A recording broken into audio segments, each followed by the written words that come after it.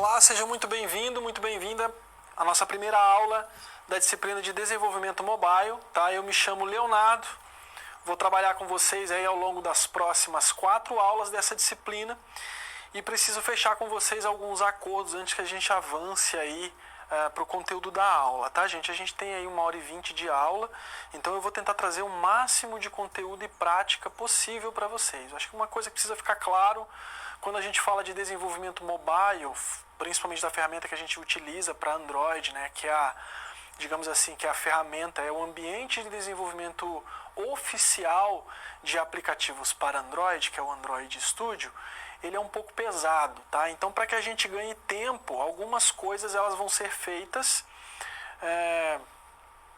na prática, a gente vai fazer ao longo das aulas, tá? O que eu não consegui entregar para vocês durante uma aula que eu necessitar, que eu acreditar que é importante que vocês saibam, eu vou tentar produzir conteúdos complementares para facilitar o estudo e o aprendizado de vocês. Eu me comprometo com isso, tá? Vamos para o slide? Então, para a gente... Vou fazer logo um acordo com vocês. Essa primeira aula eu vou falar só agora, não vou me repetir para não cansar vocês disso, tá? Mas uma coisa que eu vou fazer bastante ao longo das aulas, à medida que for necessitando, eu ver que for necessitando, eu vou providenciando para vocês os conteúdos complementares. Eu vou usar uma coisinha chamada encurtador. Eu estou adotando isso para todas as disciplinas, tá, gente? Encurtador de URL, tá? Para quem não sabe o que é isso, eu montei um material complementar que explica na prática o que é um encurtador de URL, tá? Quem quiser acessar, quem quiser verificar esse conteúdo e estudar isso, pode fazer acessando esse link aqui, ó, bit.do/encurtador, tudo minúsculo, tá? Underline, deixa eu confirmar, underline, isso mesmo, underline URL, tá, gente? Nota que eu estou escrevendo tudo minúsculo, isso aqui é como se fosse um link de um site, tá? Mas aí eu coloco ele no encurtador, porque o encurtador tem uma característica, eu sou suspeito para falar, né, gente? Mas por que eu gosto muito do encurtador de URL? O encurtador de URL ele vai pegar um catatal de informação, um link gigantesco, tá? Uma coisa enorme, e vai colocar numa URL menor. E isso facilita muito que a gente memorize esse link. Às vezes é um link muito importante, então a gente consegue memorizar ele, tá bom? Então eu estou usando o encurtador por esse motivo. Vamos voltar no slide. Vocês estão vendo ali, esse material já é o primeiro material complementar que eu estou trazendo dessa aula, apesar de não ter muita relação com a disciplina, mas é um material informativo e eu julgo todo tipo de conhecimento válido, tá? Então fica a critério de vocês, quem não souber e quiser saber o que é um encurtador, nesse link aí vocês vão ter essa informação, tá bom? Gente, então vamos lá, rapidamente, a gente vai começar uma disciplina que ela tem uma importância no mercado de trabalho que vocês não fazem ideia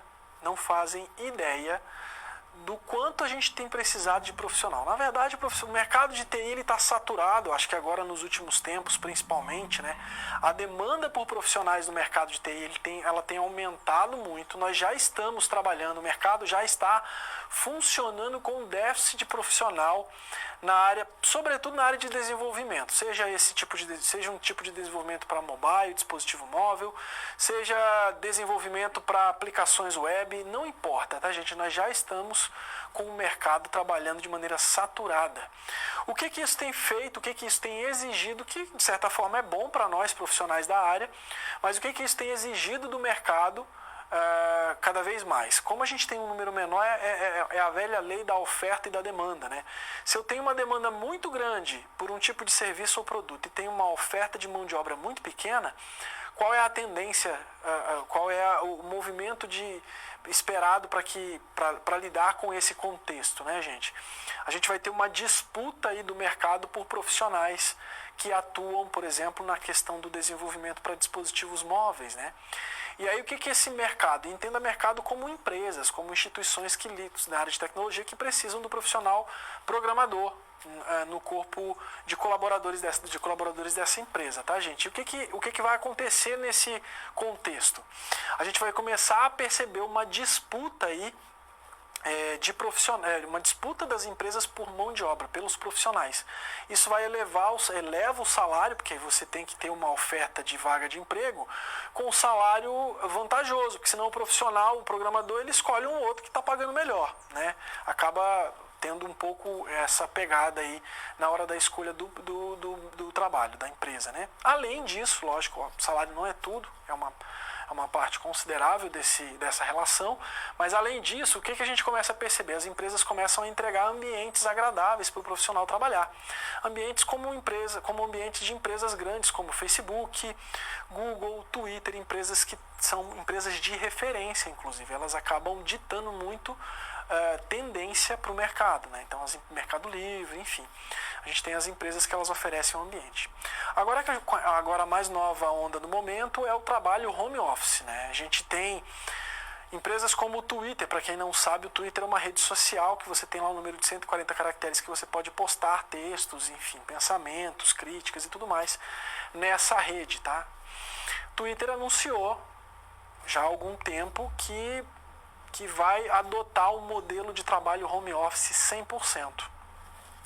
O que isso quer dizer, gente? A gente está vendo o movimento movimento do mercado de modo geral, né?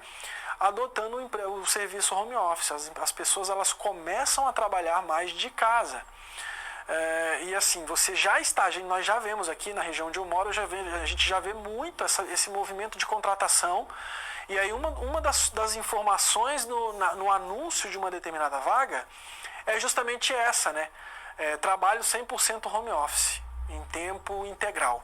Então a pessoa, ela já vai ser contratada sabendo que vai trabalhar de casa, ela não vai precisar se deslocar para um ambiente de trabalho, para um escritório, enfim, ela já sabe que vai trabalhar home office. Isso está sendo interessante a gente fazer essa reflexão no começo da aula, porque é algo que acaba tendo uma relação muito, muito íntima com tendência, que é um dos assuntos que a gente vai falar ao longo dos slides, tá bom?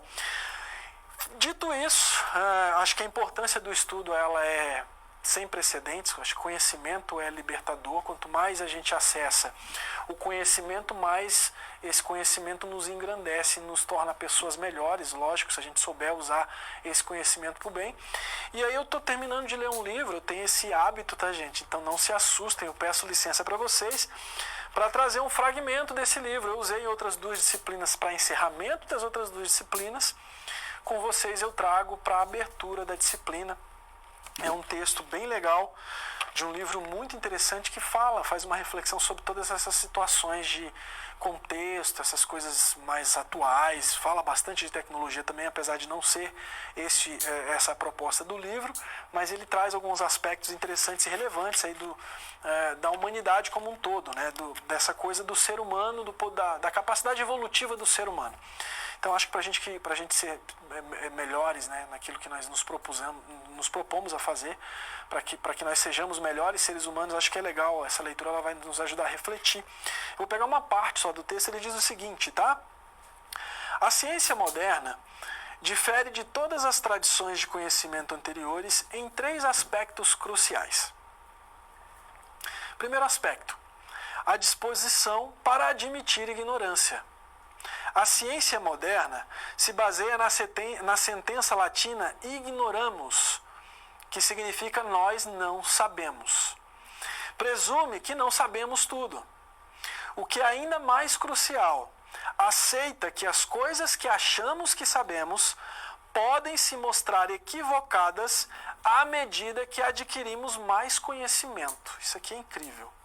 Nenhum conceito, ideia ou teoria é sagrado e inquestionável.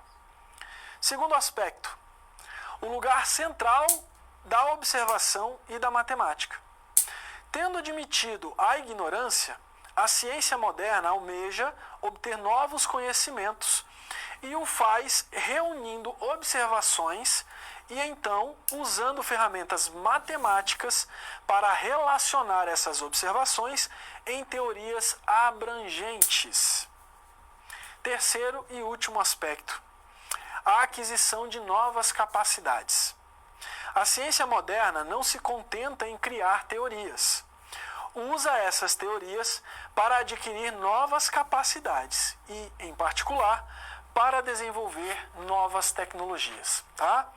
Então, eu fragmento, não pretendo fazer nenhum tipo de inferência, tirar conclusões desse texto, fica a critério de cada um, mas eu acho que uma coisa legal que o texto traz é que a gente está em constante evolução e que a gente tem que sempre estar aberto a perceber que alguma coisa que a gente tenha presumido que era certa pode se mostrar errada a partir de novos conhecimentos que a gente adquire. Eu acho fantástico essa reflexão, tá bom? Então, tendo iniciado a nossa aula com esse texto, vamos tocar aí com a apresentação, vamos para o slide. Vou pedir para vocês mandarem para mim aí, quem está online, para eu saber se eu tenho alguém me acompanhando já, né? Eu estou com alguma informação aqui.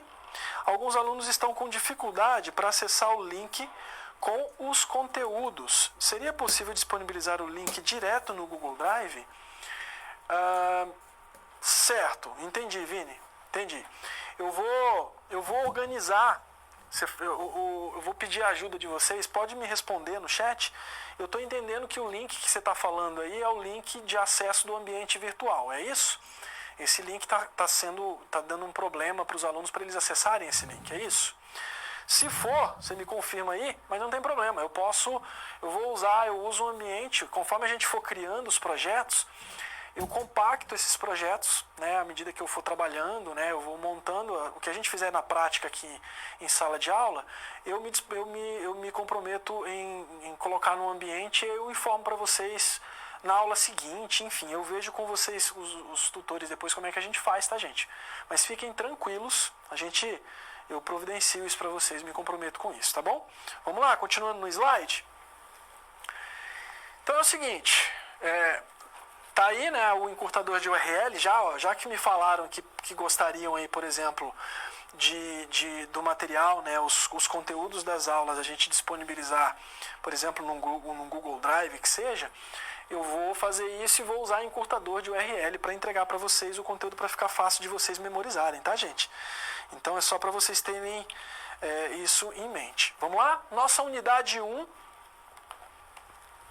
a gente vai trabalhar basicamente algumas competências necessárias para a gente trabalhar o desenvolvimento de aplicativos mobile, tá? Então a gente vai fazer um passeio agora, a gente vai dar uma volta, né? Vai fazer um tour aí por alguns aspectos bem teóricos, tá, gente? É necessário, porque a gente precisa entender o mercado de trabalho voltado para o desenvolvimento mobile. Então a gente vai falar de algumas tecnologias, vai falar de tendências de mercado, vai falar de linguagens de programação, enfim, vai falar de bastante coisa aí, tá?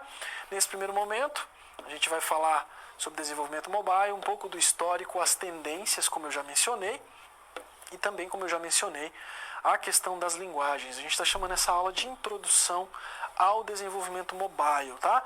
Eu me comprometo também, vou tentar, vai depender bastante do tempo que nós temos para a aula de hoje, mas eu vou tentar fazer uma atividade simples, já mostrar um pouco a interface do Android Studio, que é o ambiente de desenvolvimento oficial aí para desenvolvimento do Android, né?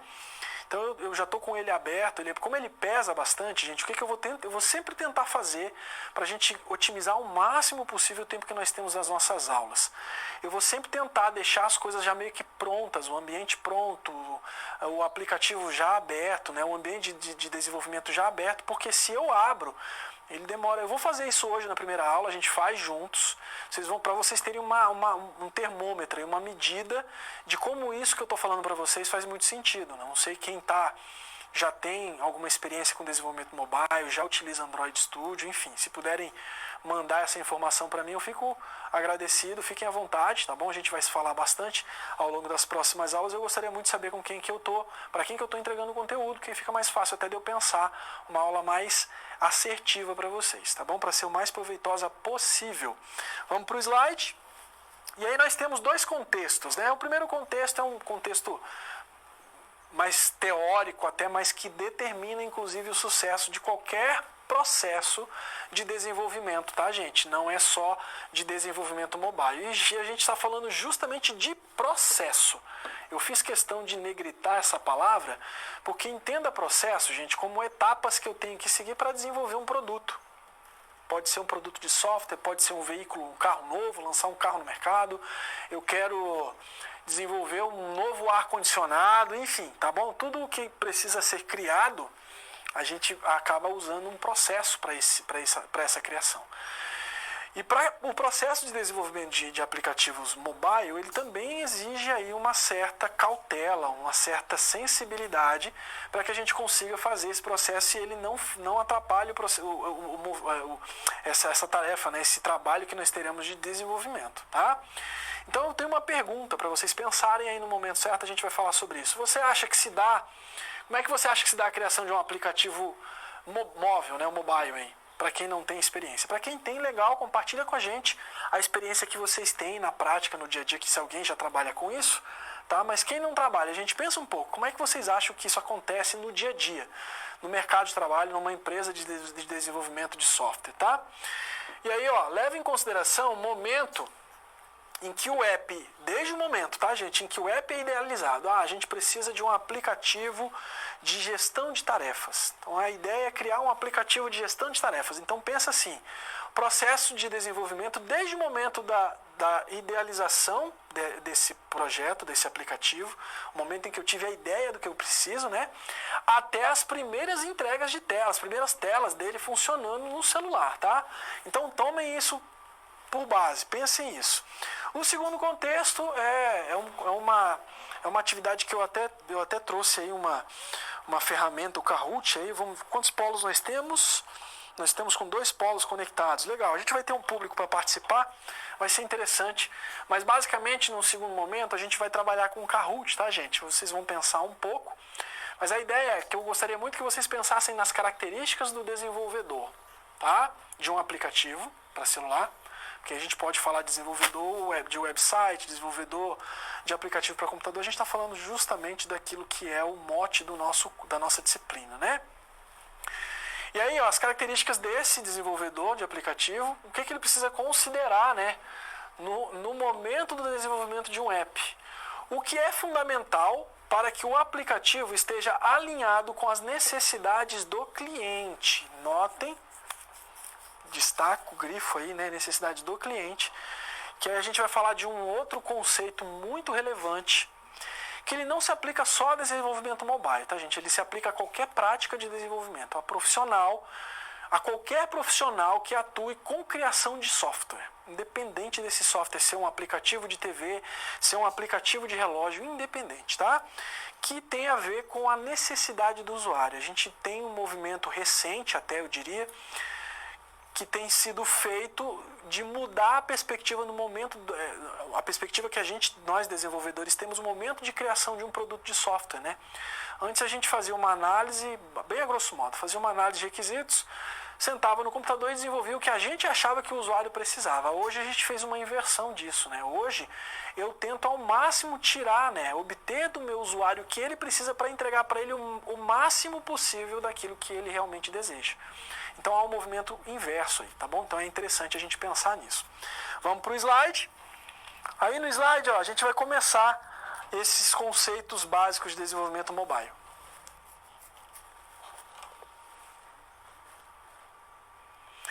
Os conceitos básicos de desenvolvimento mobile são basicamente tudo que é a parte inicial, é o fundamento ali do desenvolvimento mobile que é necessário que a gente precisa considerar nesse processo de programação para dispositivos móveis, né? Então a gente vai falar um pouco desses conceitos agora. Vamos comigo no slide. E aí a gente vai ver o seguinte, ó. Primeira coisa, né, gente? Eu acho que parece até brincadeira a gente perguntar o que é um dispositivo móvel, né? É porque até um certo tempo a gente tinha como referência, quando se falava de dispositivo móvel, a gente tinha como referência única e exclusivamente, eu até coloquei um gifzinho legal aqui, exclusivamente o celular, tá bom? Mas hoje a gente pensa que a gente está falando basicamente que é um termo técnico bastante utilizado, né? Uma plataforma, na verdade. A plataforma ou o dispositivo móvel, ela deve ser computadorizada, é a primeira característica. Aí você pode me perguntar, Léo, então quer dizer que aqueles relógios que a gente tem agora, que você conecta ele no celular, eu posso considerar aquilo um dispositivo móvel? Posso. Por quê? Primeira característica, ele é computadorizado, tá bom? E uma outra característica bem básica, geralmente bem básica, né? Ele pode ser utilizado em movimento, tá? Geralmente cabe no bolso, era o termo que definia antigamente dispositivo móvel, por isso que a gente sempre pensava no celular, né? O celular você coloca no bolso. Mas hoje tem muito mais coisa. Por exemplo, eu posso, para que vocês entendam, um dispositivo móvel para o qual eu posso desenvolver alguma aplicação. Existe um dispositivo que inclusive a gente consegue desenvolver para ele com o Android Studio, que é o óculos da Google, né? O Google Glass. Não sei se vocês já conhecem. Sugiro que vocês deem um Google, inclusive pesquisem o Google Glass aí. Vocês vão ver, eu tenho uma foto, eu trago para vocês na próxima aula, uma foto usando esse óculos. E aí eu posso considerar, por exemplo, esse óculos um dispositivo móvel? Posso. Posso porque ele pode ser utilizado em movimento, ele é computadorizado, eu consigo conectar coisas nele, eu consigo fazer várias coisas com ele, tá bom? Então isso é mais para a gente desmistificar, ou melhor, né, desconstruir um pré-conceito que nós temos, uma pré-concepção de que nós temos do termo dispositivo móvel. Vamos para o slide? E aí é o seguinte, ó, notem uma coisa legal que eu vou chamar a atenção de vocês, eu vou sempre... Aqui não que eu estou usando a fonte dessa imagem, tá? Mas vocês vão sempre ver nos meus slides fontes. Quando eu falar algum conceito teórico, que aí tem mais informação sobre esse conceito, vocês vão sempre encontrar no rodapé dos meus slides algumas fontes que são materiais complementares, tá, gente? Então vocês podem ir lá e consultar mais a respeito. Legal, aí a gente tem um outro aspecto que tem a ver com a história dos dispositivos móveis, né? Eu achei uma figura que eu achei incrível, gente. Essa figura está aqui para vocês, que ela fala do poder computacional, né? Evolução do poder computacional. Eu acabei de receber a informação de que nós temos agora 4 polos. Valeu, muito obrigado pela informação. Vai ser bacana para a situação problema 2 da nossa aula de hoje, tá? Gente, antigamente eu tinha esse primeiro computador aqui que vocês estão vendo, é um TX0. Ele era gigantesco de ocupar espaços enormes. Nas 1960, na década de 1960, vocês estão vendo aí a evolução, tá? Eu não vou detalhar cada um deles, mas hoje a gente carrega um volume gigantesco de processamento no bolso. E aí eu estou falando especificamente do celular, né? Se a gente comparar com tudo que tínhamos no mundo inteiro na década de 50, olha que informação, né? Se juntasse tudo que tinha de computadorizar na década de 50, não seria capaz de superar o que nós carregamos no bolso hoje, tá bom? O único computador no bolso. E aí se vocês olharem a evolução, olha o que nós temos aqui na ponta, a chegada dos dispositivos móveis, tá bom? Isso é bem legal, a gente falar um pouco sobre o poder computacional. Agora sim, gente, para a gente entender inclusive o nosso papel enquanto desenvolvedores para dispositivos móveis, né? A gente precisa entender isso. A questão do uso diversificado, eu vou mostrar para vocês no slide, mas eu gostaria de falar antes um pouquinho, só para que vocês entendam, né? Hoje está cada vez mais comum a gente utilizar celular para tudo na nossa vida. Eu, por exemplo, pago minhas contas, eu não vou mais em banco. Eu faço tudo pelo celular, por aplicativo de internet banking, pelo meu celular, gente, tudo praticamente. E agora, mais recentemente, essa demanda por oferecer serviços de maneira virtual aumentou muito, né? A gente está acompanhando aí tudo que tem acontecido. Então é cada vez mais comum você acessar, por exemplo, uma aplicação pelo celular. Por exemplo, vou trazer um exemplo prático para vocês. Eu tenho uma amiga que é advogada e ela, anteriormente, até um tempo atrás, para eu acionar alguma situação via judicial, eu tinha que procurar um advogado, agendar com ele, ir no escritório deles, fazer uma reunião, explicar a minha situação, enfim, correr todos os trâmites jurídicos para eu resolver um determinado problema na minha vida, né? E para eu saber como é que estava o status dessa situação quando eu entrava judicialmente e tudo mais, eu tinha que consultar o meu advogado constantemente, ele entrar no sistema judicial lá, o sistema da área jurídica, para ele ver o movimento do processo, para ele me dar uma informação. Gente, hoje Essa amiga minha comentou, ela tem uma aplicação que se eu tiver com um caso com ela acompanhando na justiça e tudo mais, ela estiver tocando para mim, e eu quiser saber o status desse processo, em que pé ele está, em que momento do trâmite jurídico ele se encontra, ela me mostrou um link, que eu acesso esse link, ele me dá acesso a uma boa parte, lógico, a gente tem uma questão de sigilo, que é bem próprio da área jurídica, nem tudo a gente tem acesso, mas uma boa parte da movimentação, por exemplo, do processo eu já consigo acessar por uma aplicação web. Incrível, né? E hoje eu posso, por exemplo, acessar, fazer um agendamento. Deixa eu usar um exemplo prático que eu conheço. Um agendamento no massagista. Tem um massagista que você vai nesse massagista com frequência, quer fazer um agendamento nele. Antes você ligava para uma secretária, ligava para esse massagista e fazia esse agendamento por telefone, por exemplo. Hoje não, hoje você entra no aplicativo e faz esse agendamento virtual de acordo com a disponibilidade de horário do profissional. Então assim, está cada vez mais comum isso, tá? E aí eu chamo você para me acompanhar no slide. Eu estou trazendo algumas figuras que falam justamente sobre isso, a questão dos pagamentos.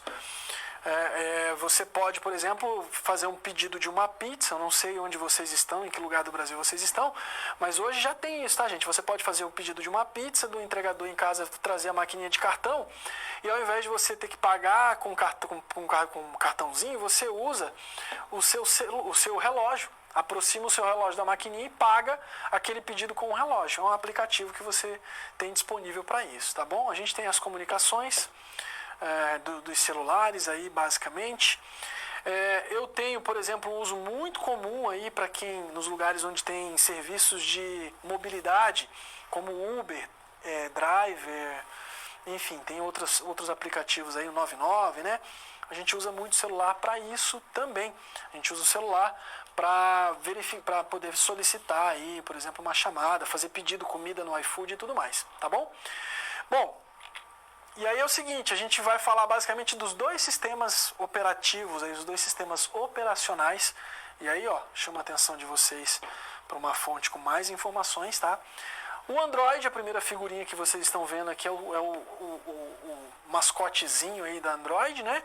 E o segundo, muitos de vocês talvez já conheçam, é o mascotezinho da Mac, da Apple, da empresa Apple, o iOS, que é o sistema que roda nos iPhones, né, nos celulares iPhones. Hoje o mercado basicamente é dominado pelo Android, a gente vai ver alguns dados muito relevantes que eu trouxe para vocês, dados recentes inclusive, mas a gente tem uma parcela significativa ainda do mercado utilizando o iOS, o sistema operacional da Apple, tá? Então é relevante pensar nos dois aí. E aí eu tenho um gráfico bem legal que eu encontrei numa fonte muito interessante, está aqui a fonte, é um gráfico relativamente recente, é um dado, né, relativamente recente. Se você notar, gente, há um crescimento no uso do sistema operacional Android, ó. Aqui embaixo a gente tem uma legenda, se vocês olharem, né? Então nós temos sistemas operacionais para dispositivos móveis. Eu não vou nem falar celular porque, por exemplo, pode ter tablet também, tá? Então a gente tem sistemas operacionais para dispositivos móveis, o Android, o iOS, Microsoft, que foi descontinuada, foi anunciado recentemente que eles parariam de desenvolver para dispositivos móveis, pode ser que isso volte algum dia, enfim. Nós temos não estou conseguindo ler aqui, gente, o RIM, né, o BADA, o Symbian, são sistemas e outros, tá? Um grupo com outros aqui. Vamos olhar para os dois primeiros, tá? Que são os que nos interessam nesse momento. Se vocês olharem no gráfico, essa linha azul, ela mostra o crescimento do sistema de uso do sistema operacional Android. Essa linha vermelha aqui, ela mostra o comportamento de mercado com relação ao uso de dispositivos com o sistema operacional iOS, tá bom? Você percebe que eles basicamente aqui não é a data, esse início do gráfico, ele não trata da data de lançamento deles, tá? A gente vai ver que as datas são de pouca coisa diferente, mas assim, ele mostra pra gente a crescente que vem o sistema operacional Android, tá, gente? Esse dado ele é muito importante, por quê? Porque o mercado hoje, a maior parte do mercado de dispositivos móveis utiliza sistema operacional Android, tá? E aí eu dou um exemplo para vocês. A gente tem outros sistemas operacionais em outros tipos de dispositivos que a gente não pode considerar como dispositivo móvel. Por exemplo, uma coisa que está muito comum nos dias de hoje, as TVs, né? As Smart TVs que a gente compra, sei lá, para conectar com a internet, para acessar Netflix, quem utiliza os modelos mais recentes aí vai entender o que eu estou falando. A gente tem os modelos mais antigos que não tem um sistema embarcado, instalado nela, mas a gente tem os modelos mais novos. Então, por exemplo, a gente tem Android, por exemplo, rodando em TVs também, tá? É uma coisa bem legal. A gente vai falar um pouco sobre casa inteligente, que tem relação aí com a conexão dos dispositivos dentro da casa. São coisas que a gente precisa conhecer para que vocês saibam as possibilidades para as quais vocês podem desenvolver profissionalmente, tá bom? Sistemas para Android, aí, utilizando o sistema Android como base de desenvolvimento, perfeito? Vamos para o slide novamente, continuando. A gente tem aí a data de lançamento no mercado do iOS, né? O sistema iOS, essa figura que vocês estão vendo aí, é o idealizador, o cara que comandou a Apple por muito tempo e fez coisas incríveis do ponto de vista da gestão, né? Do ponto de vista da administração do negócio. Ele é uma referência, eu gosto bastante dos livros, já li vários livros sobre ele, porque ele fala, apesar de ter sido reconhecido como um carrascão aí, né? Mas ele foi um cara genial, tá? Então a primeira versão do iOS 1 foi lançado ali no ano de 2007, tá? Então foi a primeira versão e eles usavam um evento, né? A Apple sempre usou um evento Macworld, eles criaram um evento mundial que é uma conferência e exposição dos produtos que eles estavam lançando no mercado. E aí qual que é a ideia? Juntava toda a mídia do mundo todo e faziam todo um estardalhaço. Aquilo ali era uma estratégia de marketing do próprio Steve Jobs para dar mais peso para os produtos da Apple, tá? Vamos para o slide. Agora a gente tem o sistema Android. Vocês vão ver aqui que ele foi lançado logo na sequência, em 2008. Primeiro foi feito aí por uma aliança, né, da Open Handset Alliance. Aí. E o primeiro aparelho a ser dotado com Android foi o HTC Dream, tá? Então essa é a primeira informação para vocês. Aí a gente tem a primeira situação problema para vocês pensarem uns 3, 4 minutinhos. 4 minutinhos para a gente pensar um pouquinho.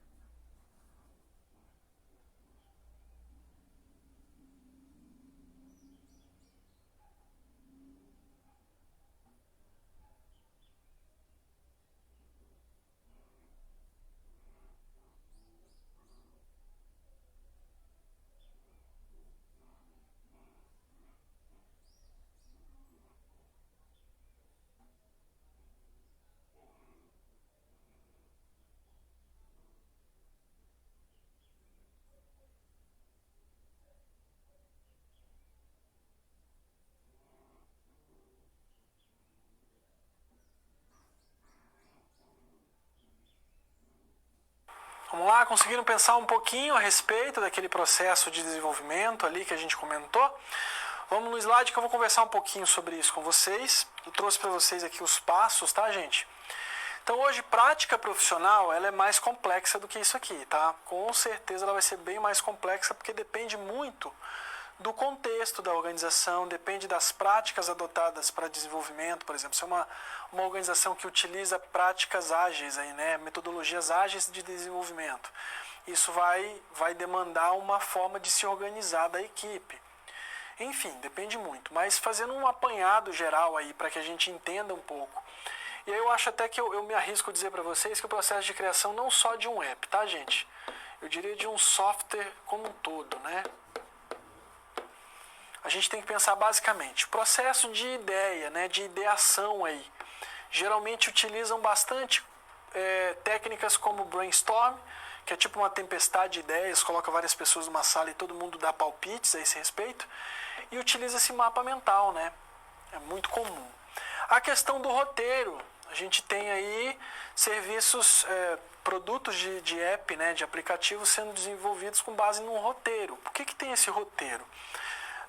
Não é um roteiro audiovisual, tá, gente? Não é um roteiro de cinema nem nada disso. É um roteiro que vai mostrar pra gente coisas como: qual é o público-alvo? Por exemplo, vou dar um exemplo, a gente falando de público-alvo, né? Você vai desenvolver um aplicativo. Eu tenho amigos que trabalham numa empresa que desenvolve aplicativos de banco. Eles trabalham para essa empresa, ela presta serviço para um banco digital, e eles desenvolvem produtos para as pessoas com 50 anos ou mais. Uma característica de uma pessoa que tem 50 anos ou mais, gente, é uma pessoa que, por exemplo, já não enxerga muito bem. Ela tem algum tipo de problema de visão, né? A visão dela já não é mais boa, ela já tem miopia, enfim. Então, quando eu penso um aplicativo para um público-alvo com faixa etária de 50 anos ou mais, uma característica desse aplicativo, eu preciso ter coisas grandes no aplicativo. Preciso ter ícones grandes, eu preciso pensar, por exemplo, uma jogada ali, né? Um conjunto de cores que... E aí existem estudos e tudo mais que vão dar um embasamento para isso. Mas, por exemplo, eu posso usar cores que não sejam agressivas à vista de uma pessoa de 55, de 60, de 65 anos, tá bom?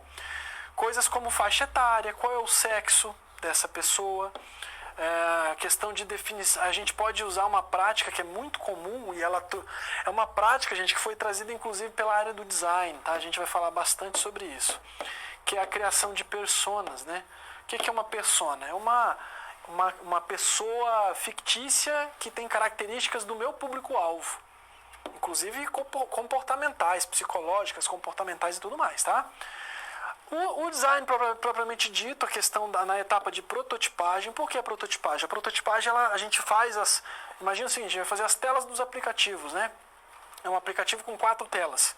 Antes de ir para o Android Studio, sabendo que ele demora, que é pesado, né? A gente vai ficar horas lá desenvolvendo essas telas e tudo mais, pegando um programador, destacando ele para isso, vai gastar uma energia, vai gastar recurso, vai gastar grana pagando esse profissional, antes de fazer, e aí chega lá, o cliente não quer esse aplicativo desse jeito porque ele não gostou. A gente vai para a prototipagem. A prototipagem a gente, por exemplo, pode fazer desenhadas telas. Fazer o processo de criação das telas primeiro do ponto de vista do design, para só então programar. Isso nos faz ganhar muito tempo, nos otimiza muito tempo, né? Definir, por exemplo, o sistema operacional para o qual esse aplicativo vai ser desenvolvido. Ora, se eu vou desenvolver, imagina que eu vou desenvolver um aplicativo para um público de 50 anos ou mais, com uma informação aqui de renda, né? É um público do ensino médio, ó. É um público da classe média. O público da classe média baixa, por exemplo, não é um público que tem poder aquisitivo para comprar aparelhos dotados com iOS, porque são aparelhos... Agora não, né, gente? Acaba que está muito igual agora, mas antigamente os iPhones eles eram tidos como os mais caros. Portanto, quem acabava comprando um iPhone era uma questão até de status, era uma pessoa que tinha um poder aquisitivo maior, né? Então eu não precisaria, por exemplo, escolher o iOS, eu desenvolveria para Android se o meu público-alvo assim determinar, né? E por fim, uma etapa, e não menos importante, é uma etapa fundamental, é a etapa de testes, tá? A gente vai fazer testes como teste de desempenho, teste de compatibilidade, por exemplo, a compatibilidade do meu aplicativo com outros aplicativos que rodam no meu celular, Teste de usabilidade. O meu cliente vai usar, o meu usuário vai abrir esse aplicativo, vai testar, vai fazer todo o uso dele, vai entender tudo, não entendeu, tem alguma coisa que precisa mudar e outros tipos de teste, tá, gente? São coisas fundamentais aí para a gente pensar nesse processo de desenvolvimento de aplicativo. Então é mais um apanhado geral para a gente entender o processo de desenvolvimento do momento de criação da ideia de um aplicativo até o momento de entrega dele, que a gente termina ali naquele conjunto de etapas com a parte de teste. A gente faz os testes para só então realizar a entrega efetivamente, tá bom? Vamos para o slide.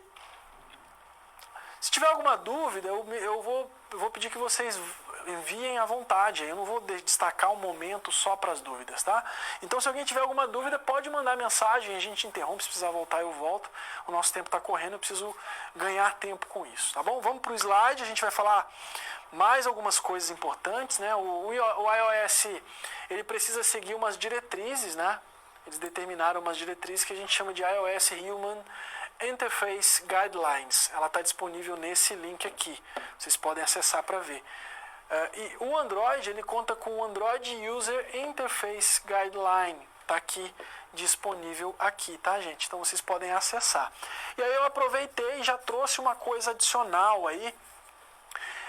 O material de design, né? Já que a gente está falando da experiência do usuário, e o design é uma parte significativa, relevante, fundamental nesse processo de desenvolvimento, eu estou trazendo para vocês um guia para a parte de design visual, né? Está disponível aqui para vocês nesse link, tá bom? É um guia bem interessante que vai dar para gente que não... Porque o design, gente, ele é uma ciência até, eu diria até que um pouco complexa. Nós que estudamos a área de tecnologia, muito pouco a gente vê sobre design. Então a gente acaba, numa equipe de desenvolvimento, a gente acaba precisando de uma figura que é a pessoa formada no design que trabalha com isso voltado para desenvolvimento de software, né? Então, para quem não conhece, não tem profundidade no tema, tem um link que ajuda vocês a estudar sobre isso. Vamos para o slide?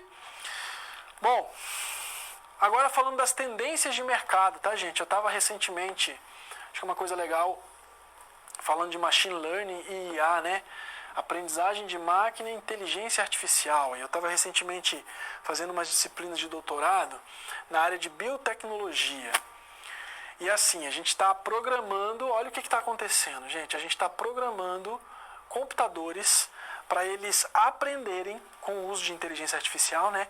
Para eles aprenderem a identificar a cadeia genética. Eu poderia pegar um vírus da gripe, ou, sei lá, o vírus do Covid, vamos usar um exemplo de Covid aí, né, que estava em alta e tal. Eu posso pegar um vírus do Covid e rodar numa máquina, num computador, pegar a genética dele, o DNA. No caso do Covid, por exemplo, não é DNA, é RNA, ele é filamento simples, né? Então eu poderia pegar um vírus do Covid, pegar a sequência genética do RNA dele e colocar num computador e rodar um script nele para ele identificar algum tipo de fragilidade que me possibilite a criação de um remédio, de uma vacina, por exemplo, tá? Entendendo que isso sendo feito por um ser humano leva muito tempo. A gente fazendo isso com máquina, a gente reduz drasticamente esse tempo. Questão de integração de IA com a internet das coisas, eu vou poder, por exemplo, já posso fazer isso, inclusive, né? Eu posso estar em casa, estou saindo do meu trabalho, indo para casa, quero tomar alguma coisa bem gelada e eu starto lá pelo meu celular, aciono um dispositivo na minha geladeira que vai fazer com que um determinado item lá gele mais rápido. Muito legal. Desbloqueio facial já tem, bateria adaptável para maior vida útil, a questão da segurança cibernética, principalmente com os bancos digitais que estão em alta e também, tudo isso é tendência, tá, gente? Blockchain está em alta demais agora, né? Que são bloqueio na antipirataria. Então, blockchain, para quem não sabe, gente, está sendo muito utilizado principalmente agora com a LGPD. Tem tecnologias que estão sendo desenvolvidas nesse sentido aí, usando blockchain, tá? Internet das coisas e os dispositivos, os wearables, que a gente fala, por exemplo, o relógio que eu mostrei para vocês, né? Sistema de pagamento e carteira virtual, isso já existe. Hoje a gente tem moedas virtuais também. Uma delas muito conhecida, não sei se vocês conhecem, é o Bitcoin, né? Eu já consigo fazer tudo com essa moeda, inclusive, tá? Uma coisa legal, trancas elétricas, né? A gente tem algumas portas, vocês já podem comprar, quem quiser pesquisar na internet. Eu posso instalar uma tranca elétrica na minha casa, na porta, que ela fica conectada na internet e eu posso liberar o acesso à casa pelo meu celular. Basta que eu esteja na internet. Se tiver alguém na porta de casa querendo entrar, eu acesso um aplicativo e libero a porta. Muito legal, tá bom? Também tá em alta. Internet 5G, nós estamos aí no momento, no ápice da internet 5G, ainda tem muita coisa rolando aí com relação a esse tipo de internet, mas ela vai trazer algumas características, alguns aspectos evolutivos, algumas melhoras se comparada com as versões anteriores, a 4G, a 3G, né? Por exemplo, eu vou poder rodar numa internet 5G jogos 3D e também trabalhar com realidade aumentada, que é uma coisa muito legal também da gente fazer, tá bom? A tendência de realidade aumentada, por si só falando, né? Por exemplo, áreas de utilização de realidade aumentada, tá, gente? Um exemplo clássico, um exemplo básico, aliás, até. Apesar de ser clássico por ser algo novo, né, por ser uma tendência, mas ele é básico do ponto de vista tecnológico, porque já existe isso, né? Eu consigo escanear alguma coisa, um corpo, por exemplo, e reproduzir esse corpo utilizando realidade aumentada. Tem um vídeo no YouTube muito interessante, recomendo que vocês procurem depois, eu posso até trazer para vocês depois, um link, que ele mostra basicamente uma previsão de como seria a vida no futuro. No momento que aquele vídeo foi feito, muita coisa ainda não se realizou, mas muita coisa já existe, né? Então esse vídeo ele traz uma realidade para a gente bem interessante. Voltando para o slide, a gente tem ali, vamos falar um pouquinho agora sobre os ambientes de desenvolvimento mobile. Bom, os ambientes de desenvolvimento mobile são vários. A gente vai falar do próprio da nossa aula, né, da nossa disciplina, que é o Android Studio, mas eu quero apresentar outros para vocês, inclusive de tecnologias recentes, mais recentes até do que o Android Studio, no caso, na ferramenta, e que estão aí despontando no mercado, inclusive vai ficar como uma dica para vocês. Vamos para o slide, eu vou mostrar para vocês. Nós temos ali os aplicativos híbridos, né? A gente pode criar aplicativos híbridos usando tecnologias mais comuns, aí, como por exemplo o HTML5 para mobile, inclusive pensando na questão da responsividade, né? Eu posso utilizar um framework, que a gente chama de framework, né? Tá aqui, como o Bootstrap, por exemplo, muito conhecido aí, para desenvolvimento responsivo, né? Eu posso desenvolver para desktop e para mobile com esse tipo de tecnologia. Questão de geolocalização e câmera, elas só funcionam no desenvolvimento nativo, ou seja, eu tenho que desenvolver com o Android Studio, mas já eu vou falar para vocês uma coisa legal aí. Então, se você for desenvolver um aplicativo que precisa usar a câmera e for tentar usar algum recurso híbrido, você não consegue, porque ele só vai funcionar no desenvolvimento nativo. E aí nós temos os dois principais sistemas, né, como eu já falei, o iOS da Apple e o Android, que é o nosso foco da disciplina. E o ambiente de desenvolvimento da iOS é o Xcode, né? É uma ferramenta semelhante ao Android Studio, é a IDE, o ambiente de desenvolvimento da Apple, disponibilizado pela Apple, né? E eles utilizam linguagem Swift. E aí, ó, tem uma fonte aqui falando sobre isso. O Android, gente, a gente usa o Android Studio, que é o que eu comentei desde o começo da aula, essa é a IDE, né? O ambiente de desenvolvimento integrado para desenvolver para Android, e ele é disponibilizado pela Google, tá? Ele tem, por exemplo, a linguagem Java. Eu tenho a fonte aqui. Mais recentemente a gente teve a inclusão de mais uma linguagem aí no Android Studio, a gente vai falar sobre isso ao longo das próximas aulas. E aqui chegou o momento crucial da nossa aula, que é uma coisa muito legal que está alinhada com as tendências de mercado, né? Eu vou falar de um aplicativo, um ambiente de desenvolvimento mobile, que está despontando no mercado, está fazendo assim muito estardalhaço e tem sido muito procurado aí por profissionais por um único motivo. Eu vou explicar para vocês. Acompanha comigo no slide. Quem não conhece, JavaScript, gente, é uma linguagem de programação, tá? E aí eu posso usar esse recurso aqui, ó, esse React Native. Qual que é a grande sacada do React Native, gente? É o seguinte: eu desenvolvo com o React Native em JavaScript e posso, no momento do build ali, né, no momento de construir a minha aplicação, eu posso rodar ele tanto para iOS quanto para Android. Por quê? Aqui que está a sacada, ele converte todos os códigos, né? A gente viu que para iOS a gente tem o Swift, a linguagem de programação, né? Swift. E para o Android a gente tem o Java, que é outra linguagem de programação, são linguagens distintas. E aqui nós temos o JavaScript, que é outra linguagem de programação, tá, gente? Então eu posso desenvolver uma aplicação usando JavaScript e depois com o React Native eu converto os códigos, tornando a aplicação nativa. Olha que legal. Então eu preciso desenvolver um aplicativo, né, que vai precisar usar câmera, como nós vimos no slide anterior. Você só consegue usar recursos como câmera desenvolvendo nativamente. Aí eu posso desenvolver com o React Native, JavaScript, utilizar o recurso de câmera e já, com o mesmo código, criar o aplicativo para Android e criar o aplicativo para iOS.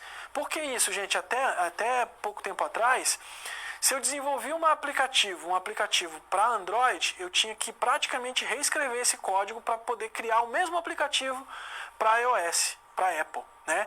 Então eu não podia aproveitar o mesmo código, primeiro que são linguagens distintas, segundo que a forma de desenvolvimento tem uma diferencinha ali, né? Então eu tinha que praticamente reescrever o código. Agora não, agora eu escrevo uma única linguagem, utilizando o React Native ali, né, o JavaScript, e aí eu, na hora do build eu converto esse código tanto para Android quanto para iOS e ele roda nativamente. Que coisa linda, né? Tecnologia é uma coisa de louco, gente. E está no mercado, é recente, vocês podem pesquisar a respeito, vale muito a pena dar uma estudada nisso aí, tá bom? Vamos avançar no slide, o nosso tempo está avançando também. Um outro ambiente que a gente tem aí para desenvolvimento é o Kivy. O Kivy, né, é um ambiente que utiliza o Python como linguagem de programação, é uma outra linguagem de programação, tá? Vocês estão vendo o Python aqui, ó. É uma outra linguagem de programação. E o Kivy, na verdade, é uma biblioteca, ela é open source, escrita em Python, inclusive, né? Rápido desenvolvimento de aplicativos equipados com novas interfaces de usuários, tá, gente? Ou os famosos aplicativos multitouch. Eu tenho a documentação do Kivy aqui embaixo e eu tenho uma telinha que eu trouxe que a gente não vai mexer, mas mais para vocês terem uma noção de como é o ambiente de desenvolvimento Kivy com Python para mobile, tá bom? Fica aí para vocês essa sugestão. É isso, acho que agora a gente tem aí a parte de conceito, design e interface para dispositivos móveis. Bom, agora a gente está chegando numa etapa importante da nossa parte teórica, que é pensar o design da nossa aplicação, do nosso aplicativo, no nosso processo de desenvolvimento, considerando um elemento crucial no processo de criação de software, gente. A experiência do usuário. É um conceito relativamente novo, como eu falei para vocês. Ele está muito ligado com a área do design, tá? E tem se mostrado muito apropriado. A gente precisa mudar algumas formas de pensar no processo de desenvolvimento que até um tempo atrás a gente não ligava muito para a questão do design. Tanto é que o programador ele é tido como uma pessoa que não entende nada de design. Se deixar na mão de um programador, ele costuma fazer muita coisa errada ali, né, do ponto de vista visual, tá? Então o design vem para ajudar nesse sentido. Vamos para o slide, para a gente avançar. Bom, primeiro conceito que a gente tem aí dentro do termo da ciência, né, do estudo do design de uma aplicação, é o conceito de usabilidade. E o que é essa usabilidade? A usabilidade ela é definida como a qualidade, olha só, a qualidade da facilidade de uso de um produto, gente. Vocês querem ver um exemplo de usabilidade? Vou trazer um exemplo prático da minha vida profissional. Eu ministrava cursos de informática, eu dava aula de informática básica para a terceira idade. Você imagina se você trabalhar com um idoso que nunca teve contato com o computador, nunca teve estímulo nenhum de nenhum tipo de tecnologia e colocar ele na frente de um computador para ele mexer com o computador, né? Então ele tem um medo natural né, de mexer, de usar teclado, ele não sabe usar teclado e tudo mais. E isso tudo tem a ver com a usabilidade. Então, quando você ensina alguma ferramenta nova para alguém, eu estou usando um exemplo com a terceira idade, mas isso é muito comum com pessoas de qualquer idade, tá, gente? Então, a usabilidade ela tem uma pegada de facilidade do uso. Quando você vai fazer o teste de usabilidade, mexer no aplicativo, você mexeu no aplicativo, ele é intuitivo, você entendeu, ele foi fácil de utilizar, você está saindo bem no conceito de usabilidade, tá? Voltando para o slide. A usabilidade ela depende, olha lá, de como o seu design de produto se alinha com as diferentes, né, olha lá, a gente tem que mapear, né, as necessidades, as diferentes necessidades das expectativas gerais, né, a gente fala de expectativas gerais, e aquelas do contexto específico de uso. E aí a gente traz um conceito aqui, o UX Design. UX Design. A coisa é tão importante que acabaram criando aí uma vertente da área do design, nesse caso aqui específica para mobile, né, for mobile, tá? E aí eu trago um exemplo, ó, produtos para pessoas da terceira idade, que foi o que eu acabei de falar, né? Inclusive eu coloquei o exemplo baseado na minha experiência profissional. Bom, aí a gente tem aí o slide do design, tá, gente? O design, ó, de aplicativos diz respeito à criação de interfaces. Ou seja, a criação de... Eu vou trocar o termo interface por algo mais comum, vou chamar de tela. Tá? A criação das telas. Então, quando você abre um aplicativo, você vê as informações daquele aplicativo, você tem uma tela, né? Então, essa tela a gente costuma chamar, na forma correta, digamos assim, a gente chama de interface, tá? Mas para a gente se familiarizar com o termo, eu estou fazendo uma comparação aqui, ó, com telas, tá bom? Então, ó, o design de aplicativos diz respeito à criação de telas, né, das interfaces que sejam pensadas a partir das necessidades, como, por exemplo, eu vou criar um aplicativo para o meu público da terceira idade. Uma necessidade desse público é que os ícones, o texto seja maior, tá? E expectativas do usuário, tá? Leva-se em consideração a interação e a experiência entre o usuário e esse aplicativo. Daí o termo UX, né? User Experience, do inglês, tá, gente? Bom, utilizando técnicas de UI, User Interface, né, interface de usuário, experiência de usuário, o designer responsável desenvolve soluções intuitivas e fáceis de utilizar. Essa é a pegada aí do profissional que vai ficar responsável pela área visual, pela parte visual da nossa aplicação, tá? Obviamente a gente não vai ter como lidar com isso a fundo, mas alguns conceitos, alguns aspectos a gente vai trazer em aula para a gente estar sempre olhando para isso com um olhar mais carinhoso, tá bom? Avançando no slide, vamos lá? A gente tem aí o conceito de UX Design, né? Que é o User Experience, como eu já falei.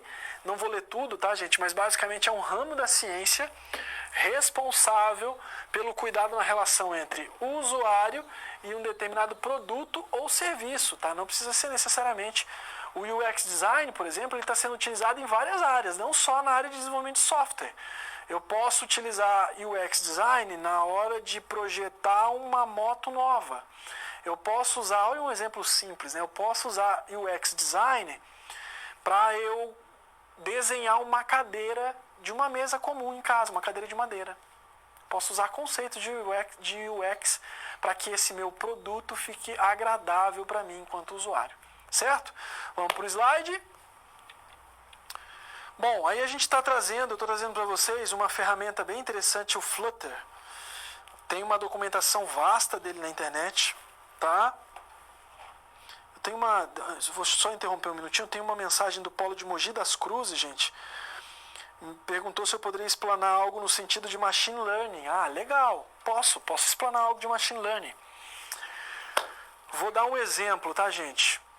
Machine learning. Machine learning é um termo no inglês que, se traduzido literalmente, vai para o português, ficaria aprendizagem de máquina. Então, por exemplo, como eu estava usando o exemplo da disciplina de doutorado que eu estava fazendo, né, de biotecnologia, eu posso programar um computador, tá? E não necessariamente um computador todo, pegar sei lá, um gabinete para isso. Não precisa necessariamente ser o computador todo, tá, gente? Mas o que acontece? Quando eu trabalho a aprendizagem de máquina, eu elevo radicalmente a quantidade de processamento nessa máquina. Então, muito provavelmente, você não vai ver, se vocês pesquisarem mais a fundo, um computador que está sendo utilizado para machine learning, ele nunca vai ser utilizado para machine learning para eu imprimir um trabalho da escola. Ou para machine learning para eu fazer uma pesquisa da disciplina de desenvolvimento mobile. Não. Você vai usar ele só para machine learning, só para aquele algoritmo. A gente vai escrever um algoritmo que vai fazer um trabalho ali de, sei lá, de estudar a cadeia genética. A gente pega um banco de dados. Eu vou usar o exemplo da disciplina, né? Eu buscava na internet um banco de dados de cadeia genética, né, tem vários lugares no mundo todo, de várias universidades, que disponibilizam um banco de dados genético de um filamento simples, por exemplo, de um RNA, que é a característica biológica do COVID, tá? Então o COVID ele é RNA fita simples. Então ele tem uma sequência de dados biológicos ali, né, que eu não vou entrar no mérito de explicar, até porque não é a minha área da biologia, os profissionais, para não provocar os profissionais da área, não falar nenhuma besteira, tá, gente? Mas tem uma sequência de dados genéticos ali que essa sequência determina o comportamento do vírus. Então, o problema é quando um ser humano faz um estudo do vírus para entender como criar um antídoto, né, como criar uma vacina para aquele vírus, demora muito tempo, porque o estudo feito por humanos ele é um pouco mais demorado. Se eu consigo criar um algoritmo que ele identifica um padrão nesse comportamento do filamento, né, dessa fita simples do RNA, e eu identifico o problema no meu RNA, eu consigo pensar uma solução para aquele problema muito mais rápido. Eu posso utilizar, por exemplo, eu tive um colega de mestrado que apresentou uma sequência genética, ele pegou genética de RNA mesmo e usou essa sequência para pensar uma solução para cluster de computadores. Vários computadores conectados juntos para aumentar o nível de processamento. Gente, as possibilidades são vastas. Se eu for falar de machine learning para vocês, eu posso falar muita coisa sobre machine learning, muita coisa. Mas para vocês terem uma ideia, o machine learning basicamente ele tá vindo para... E é uma tendência de mercado também. A gente precisa se qualificar para isso, né? Para encontrar, quando a gente se deparar com esse mercado, a gente está capacitado para continuar nele, né?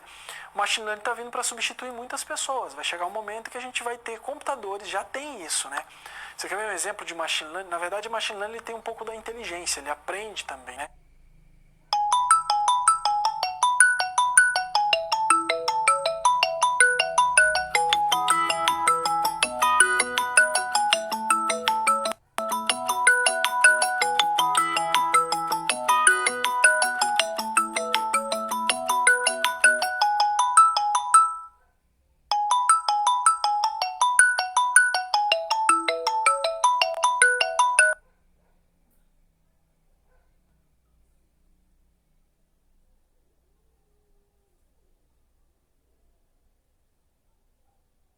Dar um exemplo bem grosseiro de machine learning. A gente tem totem. Você pode chegar hoje em mercado. Aqui onde eu moro tem mercado que eu já posso fazer o meu autoatendimento. Eu não posso dizer que aquilo é de fato um conceito de machine learning, mas é mais para vocês entenderem que as máquinas estão substituindo as pessoas, tá? E o machine learning ele vai aumentar isso ainda mais, tá bom, gente? Se ficou claro, beleza. Se não, me pergunta de novo, a gente fala mais um pouco sobre machine learning para vocês entenderem. Vamos lá? Avançando. Eu tenho no slide o Flutter, aí é um kit de desenvolvimento de interfaces, tá? Então ele é desenvolvido pela Google, se não me falha a memória agora. É isso, está aqui, ó, criado pela Google, que vai possibilitar para a gente a criação de aplicativos que podem ser compilados nativamente. Ele é bem legal porque ele vai me dar uma ajuda aí com essa parte das interfaces, uma vez que eu não sou um profissional que entende da área de design, tá? Prototipagem, gente, é uma etapa daquelas que eu mostrei para vocês na situação problema 1, muito importante. Como eu havia mencionado, a prototipagem ela nos permite economizar muitos recursos, não só humanos,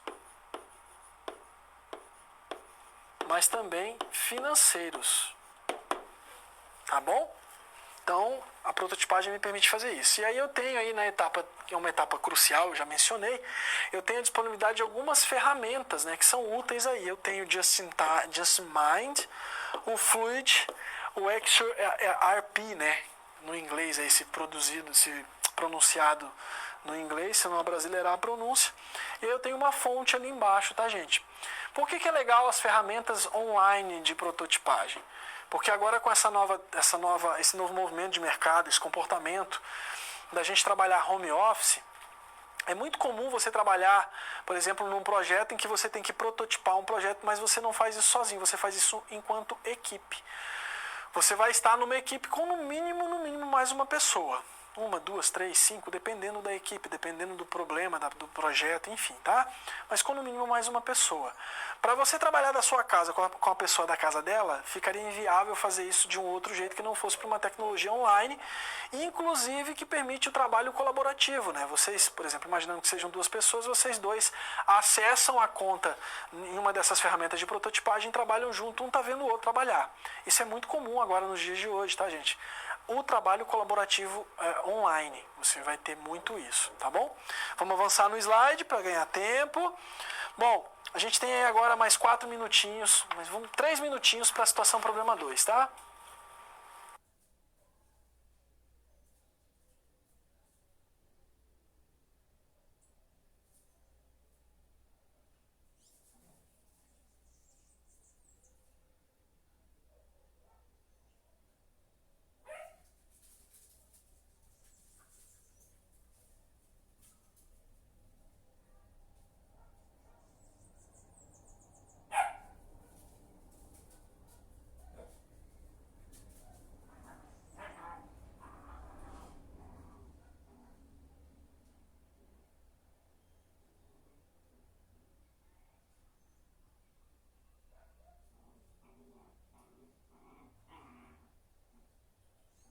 Gente, eu tô voltando um pouco antes do tempo que eu pedi para vocês, porque a gente vai conversando, porque agora é uma atividade interativa, tá?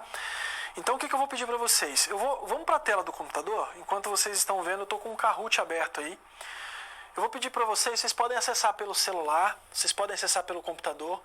Digitem aí, por favor, ou quem tiver o aplicativo, né, kahoot.it, tá? Vão entrando aí, a gente vai conversando. Enquanto eu vou deixar na tela do notebook aparecendo para vocês verem esse link. Lá vai ter um nickname para vocês colocarem o nome de vocês e um PIN. Vai pedir um PIN. O PIN que vocês colocam é esse código aqui, tá? Tá aí na tela. Eu vou aguardar vocês acessarem. Enquanto isso a gente vai conversando. Vou deixar a tela do notebook aparecendo e vou falando e vocês vão me ouvindo, tá? Bom, a gente estava falando um pouquinho aí dessa questão do machine learning. Eu vou até pedir que o polo de Mogi das Cruzes me dê um retorno, se ficou claro aí, se foi essa a dúvida, porque não ficou claro para mim a pergunta, mas eu entendi que era exemplos que vocês queriam, tá? A gente está caminhando para o final da nossa aula. Eu tenho uma atividade interativa, se a gente conseguir gente para trabalhar nela, a gente vai, se não, a gente vai pro Android. Mas tem gente entrando aí já, o CFV, eu não vou falar CFV porque eu não sei o nome, Matheus, Pedro, Vinícius, legal, gente, Fabiano, tá? Paty Coelho, um olá para vocês, gente, Kemily. Vamos lá, eu vou esperar uns segundinhos. Esse tempo que a gente ia dar para vocês pensarem, vocês vão entrando e já vão pensando na nossa situação problema 2, tá, gente? Gedian, Rodrigo, vamos lá, André. Obrigado pela participação de vocês aí. A gente vai fazer uma atividade interativa. Opa, tem um Rocha ali, o mesmo sobrenome que o meu, camarada. A gente vai fazer uma atividade interativa, então vamos entrando, que aí eu falo com vocês, enquanto isso a gente vai conversando, tá? Mais uns segundinhos aí, a gente vai trocando uma ideia. A gente está caminhando novamente, repetindo, né? A gente está caminhando para o encerramento da nossa disciplina, tá? Agora, nessa atividade, a gente vai falar sobre características do profissional aí, né? Do desenvolvedor ou desenvolvedora de aplicativos de celular, né, gente? A gente pensar o que você precisa considerar aí no momento de desenvolvimento de um app. Foi a pergunta que eu fiz lá no começo, tá? Vamos entrando e a gente vai esperar mais uns segundinhos, tá, gente? É rapidão. E aí a gente vai ver que hoje, a aula de hoje, ela foi bastante teórica, mas toda essa fundamentação, como por exemplo essa coisa do machine learning, da inteligência artificial, gente, está cada vez mais comum. Vocês querem ver um exemplo de uso de inteligência artificial em dispositivos móveis é esse lance do comando de voz. Por exemplo, no Android a gente tem o Google Assistente ali, né? Eu quero eu quero acessar, eu quero procurar, vou pensar aqui, né? Eu quero procurar um serviço de costura na minha cidade. Então eu vou lá num comando de voz, gente, aquilo ali é inteligência artificial. Ele vai procurar tudo que está cadastrado de serviços que trabalham com costura, tá? Então, na hora de eu criar um aplicativo que utiliza ali inteligência artificial, eu preciso saber que existe essa possibilidade. Por isso a importância dessa parte teórica que a gente conversava agora, tá, gente? Então, me perdoem aí ter sido muito teórico essa primeira aula, mas eu prometo para vocês que as próximas eu vou conciliar aí aquilo que é mais teórico, falar dos recursos e tudo mais, mas já mostrando para vocês a prática. E me comprometo também para até a próxima aula trazer para vocês um conteúdo complementar que mostre aí, por exemplo, a etapa de instalação. É uma coisa simples, alguns de vocês vão saber fazer do Android Studio, alguns não. Então eu vou fazer um passo a passo, mas a instalação é bem simples, tá, gente? É avançar, avançar, avançar e finalizar, né? Next, next, next e finish, tá bom? Bom, vamos lá, senão a gente não tem tempo. Leonardo, opa, outro xará ali do nome, tem um xará de sobrenome. Bom, gente, eu vou iniciar aqui a nossa... Peço desculpa para quem não conseguiu entrar. Nós temos agora, nesse momento, 39 participantes. Então, eu vou iniciar a atividade. São perguntas, vocês terão alguns segundos aí para responder, tá? Podem ficar tranquilos, vocês pensam e respondam aquilo que vocês acham que é certo, tá? 3 perguntinhas rápidas, vamos lá? Kathleen, Giovana, vamos lá, Isadora, vamos lá. Vou iniciar, tá, gente? Iniciando. Desenvolvimento mobile, nossa disciplina de graduação. Vamos lá pensar um pouquinho. Vou ler a pergunta também, tá? Um quiz. Uma estratégia que é fundamental para otimizar o processo de desenvolvimento de um app, gente. Aí nós temos as respostas aqui na tela, vocês olham as respostas e aí no dispositivo de vocês vão ter a cor e o símbolo, tá? No caso, o vermelho triângulo aqui é a criação de protótipos, tá? Então, ó, criação de protótipos, vermelho triângulo, a entrega de apps sem testes, o losango azul, a remoção da etapa de análise de requisitos, evitar a utilização de banco de dados. Qual vocês acham? Olha o tempo acabando. 5, 4, 3, 2, respondam. Ótimo. Quem respondeu a criação de protótipos, tá, gente? A gente falou agora há pouco da prototipagem. É uma das partes importantes, é uma estratégia que é fundamental aí, ó, para otimizar o processo de desenvolvimento. A gente falava agora há pouco que a prototipagem ela é fundamental para isso, tá, gente? Então, a criação de protótipos. Vamos ver o ranking aqui. CVF está em primeiro, Pedro BH está em segundo, Guto em terceiro, Rocha em quarto e a Stephanie em quinto, tá? É um ranking que mostra para mim 5, vocês devem estar vendo a posição de vocês aí, mas no final a gente vai ter uma classificação geral dos 5, tá? Os de 1 a 3 e os dois, o quarto e o quinto também. Vamos lá? Segunda pergunta. O verdadeiro e falso, tá, gente? É possível desenvolver apps para iOS somente com Android Studio, com Java? Azul, verdadeiro, vermelho, falso. Vamos lá? Olha o tempo correndo. É possível desenvolver apps para o iOS somente com Android Studio, com Java? Vermelho, falso, azul, verdadeiro. Tempo, 5, 4, 3, 2, 1. É falso, gente. A gente não desenvolve, olha só, a gente falou um pouco, agora há pouco, né? Para iOS, quem lembra, iOS é o sistema operacional da Apple. Para iOS a gente usa, por exemplo, o ambiente de desenvolvimento Xcode, né? E a linguagem de programação utilizada é o Swift. Android Studio com Java a gente usa para Android, tá? Não para iOS. Então essa afirmação aqui ela é falsa, não é verdadeira, tá bom? Fiquem atentos aí aos detalhes que a gente tem falado nas aulas, tá? Vamos ver o ranking. CVF continua em primeiro, Stanley apareceu em segundo, Everton em terceiro, Wanderson em quarto e o Pedro BH está ali em quinto, tá? A nossa terceira e última pergunta, vamos lá. O Android Studio permite trabalhar com apenas uma linguagem de programação, 2 linguagens de programação, prototipação de tela somente, nenhuma das alternativas. Tá? Esse aqui eu coloquei um tempinho maior para vocês pensarem. Esse aqui o pessoal está participando mais. Vamos lá. O Android Studio permite trabalhar com apenas uma linguagem de programação, opção vermelha.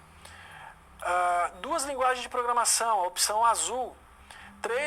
Prototipação de telas somente, a opção amarela. E nenhuma das alternativas a opção verde, tá, gente? Vamos lá, tem tempo ainda. Acho que esse todo mundo vai conseguir responder. Eu acho que o tempo ficou... Me respondam aí, por favor, tá? Me mandem um feedback pelos tutores. O tempo que eu coloquei para as respostas foi curto, gente? Eu que agradeço aí, o Vinícius. Tá? Mogi das Cruzes me deu um retorno aqui. Acho que ficou claro. Obrigado, gente. Vamos ver a resposta. Acabando o tempo. Opa, olha lá. 14 pessoas colocaram apenas uma linguagem de programação. 8 marcaram duas linguagens de programação. 7 colocaram prototipagem de tela somente. E 11 marcou nenhuma das respostas, tá, gente? Eu mencionei com vocês agora há pouco que Android Studio trabalha com Java. E eu comentei, se vocês buscarem no vídeo gravado depois, que ele implementou recentemente mais uma linguagem de programação. Portanto, Android Studio trabalha com duas linguagens de programação, tá? Duas linguagens de programação. Uma é Java e a outra é Kotlin, beleza? Vamos continuar no slide, na tela do notebook, que a gente está acabando com os slides ali. Eu não vou voltar para o slide porque já está no finalzinho, tá? Vou só fazer uma recapitulação. Mas aí na tela do notebook... A gente está vendo o Android Studio aberto, tá, gente? Na próxima aula, no começo da aula, eu já vou providenciar para vocês um vídeo complementar, um conteúdo complementar, mas já mostro para vocês no começo da aula a tela. O meu tá todo preto, vocês estão vendo o fundo escuro, porque eu uso um tema, o Dácula, né? Que é um tema escuro. Eu gosto de trabalhar com tela escura, tá, gente? Economiza energia, prejudica menos a vista, enfim, cansa menos, tá? Então vocês estão vendo aqui um projeto criado no Android Studio. Eu vou criar, eu já fiz a etapa de instalação, tá? Então eu não vou fazer a instalação aqui. Eu vou criar um novo projeto rapidamente, só para a gente terminar a aula. Para eu criar um novo projeto, eu vou vir aqui em File, New Project, tá? Aí, ó, na hora que eu crio, eu vou no novo projeto, eu tenho aqui os templates, projetos de templates disponíveis, tá? Então ele geralmente já me traz aqui nesse Empty Activity, né? O projeto vazio aqui, ó. Nota que eu posso criar projetos para fone e tablet, para iOS, olha lá, para relógios, tá? Para Android TV, como eu estava falando para vocês, ó, como é que eu vou desenvolver um aplicativo para rodar na TV. Para automativo ali é o carros, tá, gente? A gente já tem Android rodando em carros, aí funcionando em carros, tá? E coisas com Android, tá? Então eu posso escolher para qual tipo de ambiente eu vou criar o meu projeto. Então eu vou deixar aqui fone e tablet, vou clicar em Empty e vou clicar em Next. Vou parar nessa tela aqui, a gente vai retomar dessa tela na próxima aula, eu vou refazer o procedimento também, tá? Eu vou entregar para vocês um conteúdo complementar, fiquem tranquilos. Trago para vocês uns videozinhos de coisas que não dá para explicar durante a aula, tá, gente? A gente tem pouco tempo, então, por exemplo, o processo de instalação, prometo para vocês, faço um vídeo mostrando esse processo de instalação, explicando passo a passo, é muito simples, vocês vão ver que é muito simples. E aí faço o processo de instalação e já faço a criação do primeiro projeto. Isso eu faço no material complementar para vocês estudarem a mais aí, além daquilo que a gente está fazendo nas aulas. Se vocês estudarem e tiverem alguma dúvida e se quiser trazer para a aula ao vivo, gente, podem ficar à vontade. Tragam para a aula ao vivo que eu abro aqui em tempo real e já mostro e a gente vai tirando as dúvidas de vocês, tá? Vamos encerrar no slide? Vamos lá para o slide? Tem uma pergunta para a gente refletir aí e ir para casa com essa pulga atrás na orelha, né? O Android, como sistema operacional de dispositivos móveis, continuará crescendo no mercado em geral? O que vocês acham aí, depois que a gente viu naquele gráfico, um gráfico que mostra a ascendência, né, de crescimento de uso, né, do sistema Android no mercado? Vocês acham que ele continua crescendo? Vocês acham que vai ter uma queda? O que vocês acham? Será que nesse contexto pode surgir um outro sistema operacional para dispositivo móvel que desbanque aí o Android dessa liderança? Então vai ficar aí para a gente pensar um pouquinho, tá? Vamos lá no slide novamente, fazer aí a recapitulação na aula de hoje. A gente falou bastante sobre tendências de mercado, as tecnologias, os ambientes de desenvolvimento, né, utilizados para Android, para iOS, os ambientes híbridos que convertem na hora do build ali, o React Native, que é muito interessante, que ele converte o código para um código nativo, dando acesso a recursos que só funcionam se compilados com código nativo, tá? Então foi tudo isso que a gente viu na aula de hoje, tá, gente? E aí, bom, a gente tem aí os tópicos, né? O framework, os sistemas operacionais, que a gente aprendeu, as tendências de mercado e tudo mais. Pessoal, muito obrigado pela paciência de vocês nessa primeira aula, tá? A gente vai conversando ao longo das próximas aulas, nós temos mais 3. Pretendo desenvolver um trabalhinho prático com vocês, falo com vocês sobre ele na próxima aula. Um abração para todo mundo, boa semana e até a próxima aula.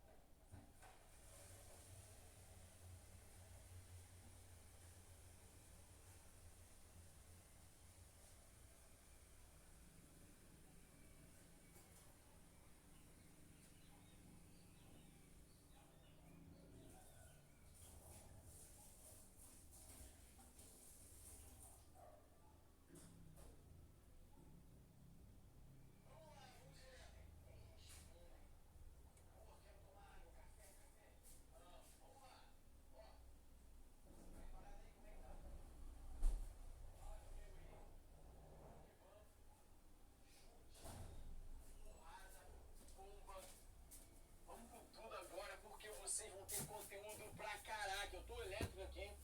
Só faltou. Caraca, acabou que eu não tomei nem café. Mas tô elétrico. Esqueci de tomar um remédio. Se prepare então que a gente vai agora.